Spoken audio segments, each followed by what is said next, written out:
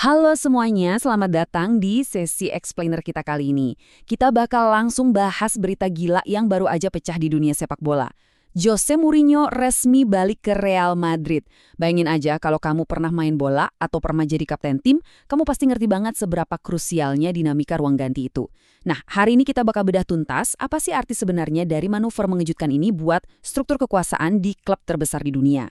Oke, kita mulai dari fakta utamanya dulu nih. Menurut sumber terbaru yang kita dapat, Mourinho udah resmi sepakat buat menandatangani kontrak awal berdurasi 2 tahun sebagai manajer Real Madrid. Jadi ini bukan sekedar rumor receh ya, ini kesepakatan nyata yang bawa salah satu sosok paling berani di sepak bola kembali ke panggung utamanya.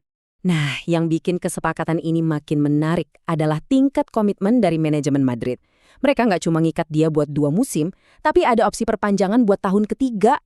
Kalau opsi ini diambil, seperti catatan sumber kita, dia bisa bertahan di ibu kota Spanyol sampai tahun 2029. Ini benar-benar sinyal kuat banget dari para petinggi klub soal rencana jangka panjang mereka. Tapi sebelum kita ngomongin Madrid lebih jauh, kita lihat dulu gimana cara dia ninggalin klub sebelumnya. Mourinho tuh pergi bukan dalam kondisi terpuruk. Malahan, dia cabut dari Benfica dengan catatan yang lumayan manis. Finish di peringkat ketiga Liga Portugal setelah menang meyakinkan 3-1 lawan Estoril akhir pekan kemarin. Jadi, dia datang bawa momentum. Dan buat manajer yang mau masuk ke ruang ganti penuh pemain bintang, momentum itu penting banget. Dan pastinya dia nggak datang sendirian. Dia bawa 4 pelatih kepercayaannya dari Benfica langsung ke Santiago Bernabeu.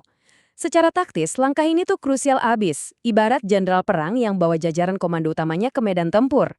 Tujuannya simpel, biar sistem organisasi dan gaya kepelatihannya bisa langsung jalan tanpa harus nunggu masa adaptasi yang kelamaan. Terus, kapan nih kita bisa lihat dia pegang jersey putih Madrid lagi? Kalau sesuai jadwal, pengumuman resminya bakal keluar hari Minggu ini, tepat setelah pertandingan terakhir Madrid musim ini ngelawan Athletic Bilbao. Habis itu, siap-siap aja buat acara perkenyalan besarnya di Madrid minggu depan. Masuk ke bagian 1, The End of Player Power, alias akhir dari kekuasaan pemain. Di sini kita bisa lihat perubahan gaya kepemimpinan yang lumayan drastis. Dari sumber yang kita punya, manajer sebelumnya, Jabono, itu sampai dipecat gara-gara para pemain punya power yang terlalu besar. Lingkungannya jadi toksik banget. Tapi begitu masuk era Mourinho, yang namanya player power kayak gitu bakal langsung dihapus. Jelas banget perbedaannya. Di bawah Mourinho, cuma ada satu bos. Titik. Analisis kita juga negasin kalau Mourinho ini ibarat penegak hukum yang nggak kenal kompromi. Ada satu kutipan yang pas banget dari sumber kita buat ngegambarin dia, "This man doesn't suffer fools." Dia nggak bakal mentolerir kebodohan atau tindakan indisipliner sama sekali. Buat kamu yang mungkin pernah memimpin sebuah tim pasti paham banget kan, kalau ketegasan kayak gini tuh wajib ada. Kenapa? Biar nggak ada lagi tuh geng-gengan atau klik eksklusif di antara para pemain bintang. Semuanya harus nurut sama satu otoritas. Lanjut ke bagian 2. Decoding the Disciplinarian, membedah gaya sang pendisiplin. Jadi, pertanyaan pentingnya, apa sih yang sebenarnya lagi diincar sama eksekutif Madrid lewat penunjukan ini? Jawabannya, mereka lagi bawa masuk sosok pendisiplin yang kejam demi satu tujuan. Mereka mau ngeberesin skuad dan mastiin para pemain berhenti meminjam istilah dari sumber kita, mengambil alih rumah sakit jiwa. Metaforanya dapat banget kan?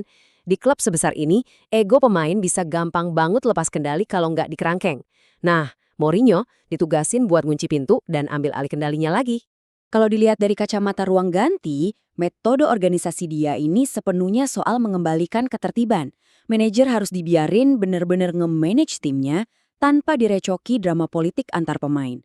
Dengan narik semua otoritas balik ke tangannya, Mourinho bisa lebih fokus buat ngeluarin potensi terbaik dari grup secara kolektif, bukan cuma melayani kemauan 1-2 orang individu aja. Sekarang di bagian 3, The Legacy Paradox, atau paradoks sebuah warisan. Coba kita kilas balik bentar ke periode pertama dia di Madrid selama 3 tahun itu. Kalau kita perhatiin, koleksi trofinya waktu itu bisa dibilang agak biasa aja sih buat standar klub sekelas Real Madrid. Dia cuma ngasih 1 gelar La Liga, 1 Copa del Rey, sama 1 Supercopa. Buat klub yang ngukur kesuksesan dari dominasi mutlak, statistik masa lalu ini mungkin kerasa kurang nendang kalau dibandingin sama ekspektasi yang biasa dibebankan. Fakta-fakta barusan langsung ngebawa kita ke satu pertanyaan besar yang disorot banget sama sumber kita. Kalau misalnya CV trofi masa lalunya di Madrid nggak sehebat pencapaiannya di klub lain, kenapa Presiden Perez mau repot-repot narik dia lagi? Sebenarnya ada motif apa di balik keputusan ini? Jawabannya ternyata tergambar sangat jelas. Saat ini prioritas klub udah geser. Real Madrid lagi butuh banget yang namanya disiplin tingkat tinggi dan tatanan organisasi yang kuat. Dan mereka naruh hal itu jauh di atas sekedar ngejar statistik trofi masa lalu. Ibaratnya, mereka sadar kalau buat sekarang, stabilitas ruang ganti dan otoritas absolut itu jauh lebih krusial dari apapun. Dan yang serunya lagi, sepak bola itu selalu terkoneksi secara global. Kepindahan ini nyiptain efek domino yang lumayan liar di seluruh Eropa. Dengan cabutnya Mourinho, kursi manajer di Benfica kan jadi kosong nih. Nah, sumber kita nyebutin kalau Marco Silva yang kontraknya bakal habis di Fulham punya peluang besar buat pulang kampung dan ngisi posisi manajerial di sana. Satu pergerakan manajer langsung memicu pergerakan lainnya.